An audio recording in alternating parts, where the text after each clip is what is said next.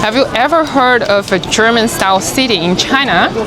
The Germans came here 100 years ago and left something unusual. European-style houses, cathedrals, and a brewery that became later a world famous.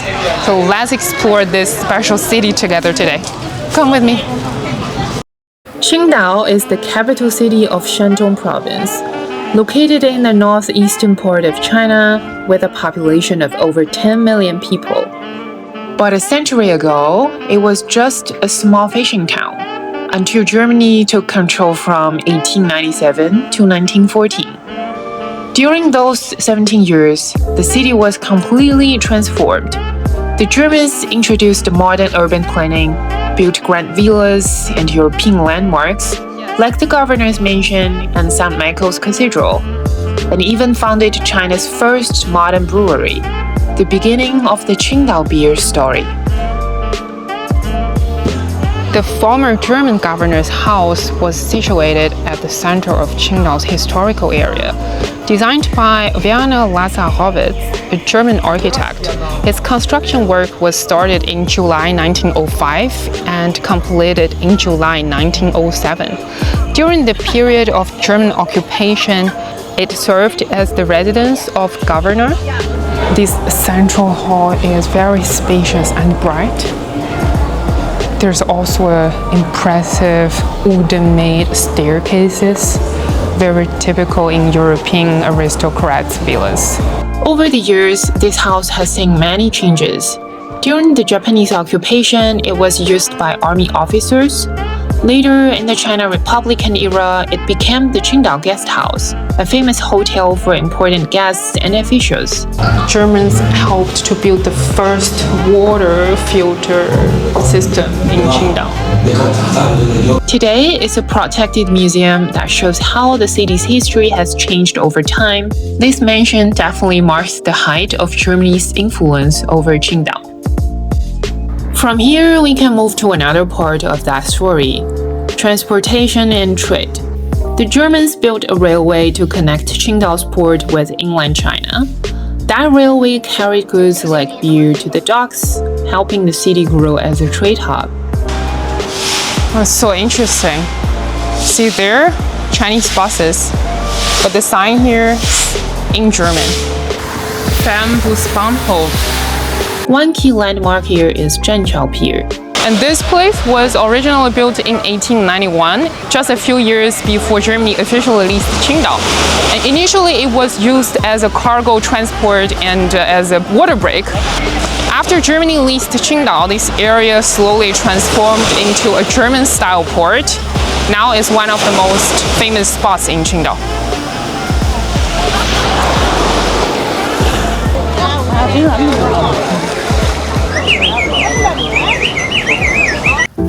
Nearby is Guantao Road, once the busiest commercial street in the German area.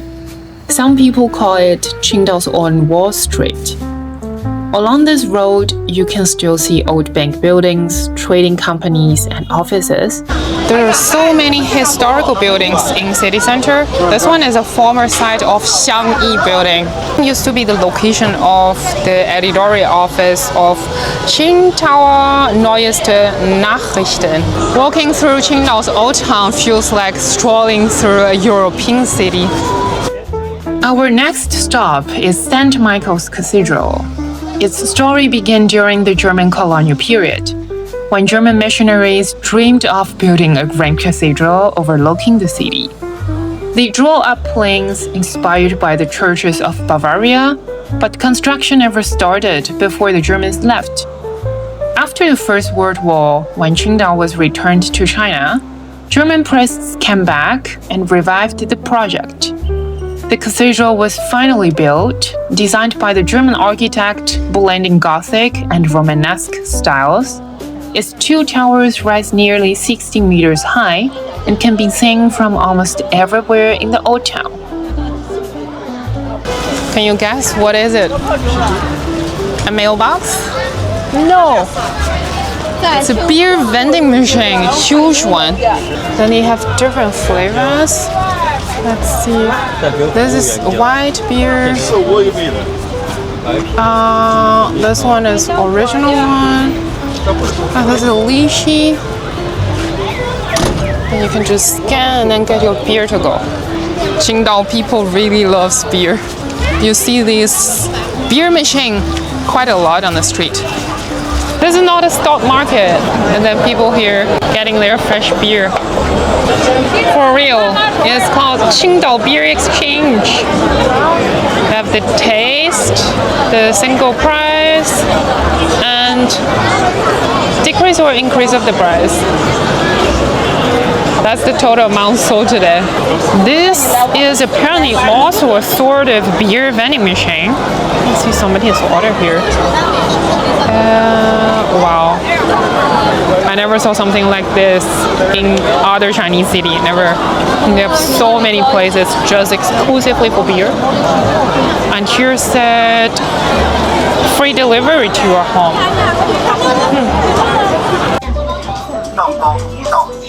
One of the most lasting German legacies here is beer. Today I'm gonna visit Qingdao Beer Museum, the birthplace of China's most famous beer.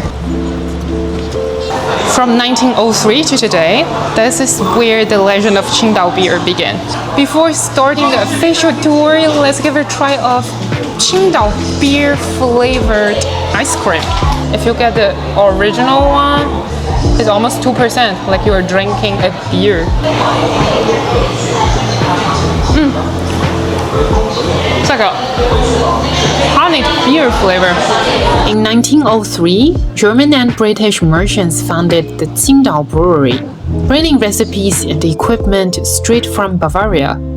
What began as a small brewery for the colonial community has grown into China's most famous beer, now sold in more than 100 countries. It was exported in Italy, Paris.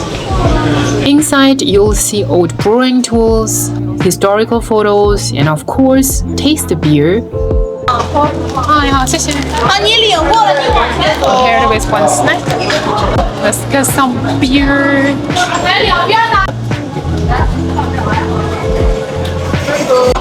This is unfiltered beer. Let's give it a try. Fresh out of the brewery. It's so cold.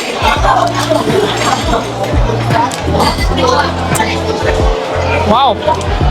I mean, I'm not an expert of beer, but this one is delicious. It's not bitter, slightly sweet, and you taste the wheat fragrance. Tastes good. It's a kind of thick. You can see also from the color, it's not 100% transparent. Even my mom said it's tasty, although we don't drink beer. She said it's good. Even potato chips, there is a Qingdao beer flavor. From masks to skincare, from snacks to beer cups, everything is related to beer. It's definitely a super interesting museum. I would recommend it. If you got time, just remember to book your ticket in advance. If you're just walking, there is a high chance that the tickets are sold out.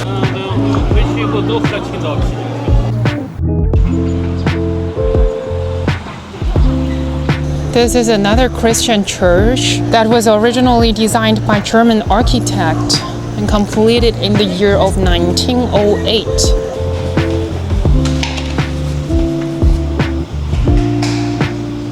This original German-made clock, installed over 100 years ago, still rings out across the old town every hour. Qingdao isn't just about history and architecture, it's also a city by the sea.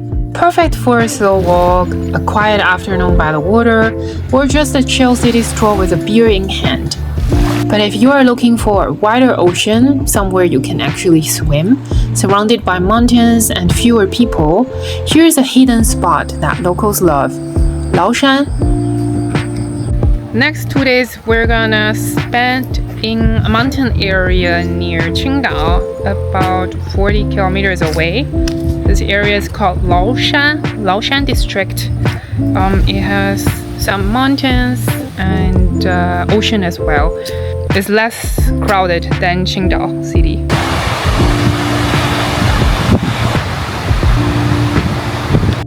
This is the best beach so far I found in Qingdao. Looks amazing. And it's not crowded at all. Today is Monday. People are working, I guess. But it's so cool. It's really amazing. Whoa! Super clear water. But the only disadvantage is they don't have sunbeds. This place is called Liuqingwan Beach. If you're looking for some beach around Qingdao, just come here. Don't bother even to try the city ones. We stayed at a beautiful hotel owned by Qingdao Brewery, right at the foot of the mountain. From there, you can follow a small river that flows down to Liuqing Bay, a peaceful place where the mountains meet the sea. After exploring Qingdao's history and nature, it's time to taste another side of the city, its food. Being a coastal city, seafood here in Qingdao is abundant and a must-try for any visitors. And you can enjoy your seafood here in any forms, from dumplings to grills to hot pot. And today we're gonna try special potstickers made of seafood. This tiny shop only does one thing: seafood potstickers. Fresh fish, octopus, and prawns are wrapped in thin chewy dough, then fried together in a giant iron pot until golden and crispy. Locals eat this anytime, for breakfast or lunch, or even late at night with a beer. Wow, look at these potstickers! Golden crispy on the outside, and inside this is a huge whole shrimp. Then we have mixed one, there's one with squid, and we have this one classic one with meat and veggie. Oh my god, looks gorgeous. My mouth is watering. Let's give a try. Wow.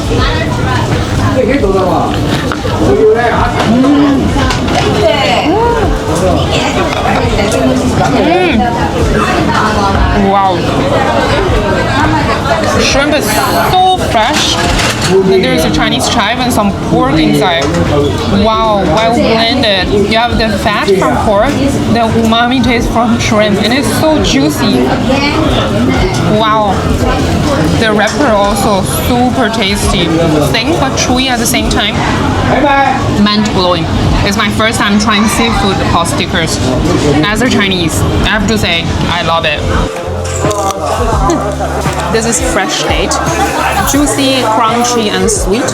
You might expect some German influence in the food here, but honestly, there isn't much. What really defines Qingdao's cuisine is the sea.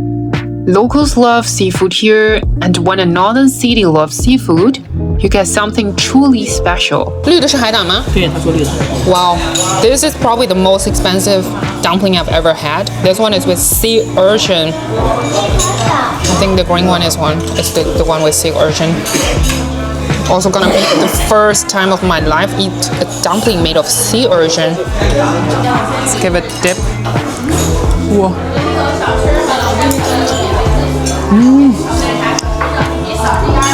Wow, super yummy, juicy, super umami taste. It had a slight sweetness taste. Well, of course, it mixed with some minced pork. Wow, this has surprised me. Anybody knows what's this? In Chinese, we call them 海肠, sea intestine. Don't get scared by how it looks. It's actually a soft, tube-shaped worm that lives in sand, mud, or under rocks in shallow seas, and is considered a seafood delicacy in this region. Wow, this is our 海肠拌饭, sea intestine over rice. Wow, it's my first time try this in my whole life. Okay, so at the bottom you have the rice, on top is a stir fry or mixed sauce made of sea intestine, minced pork, and some chives. See, also small chunks of shrimp. Wow, let's give it a try. It's gonna be my first time.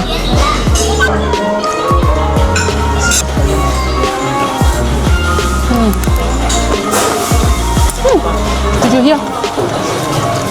It's very crunchy. I love it. But like you are eating a clam, but a crunchy clam, and very thin. A soft, thin, crunchy clam.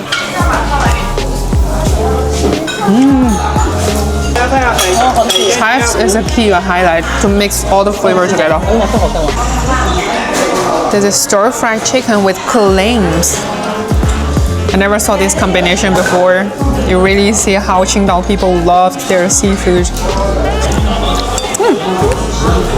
I have to say I love this combination. And the well blended with garlicky flavor. Wow. So, is Qingdao China's German city? Well, look around. You see it in the buildings, the beer, the streets. It all has this European feel. But the real magic is that it doesn't feel German. It feels entirely its own. With the yellow sea always in the background, then you realize, this city lives between two worlds. And that's exactly its charm. If you enjoyed this video, don't forget to like and subscribe. I see you in my next video.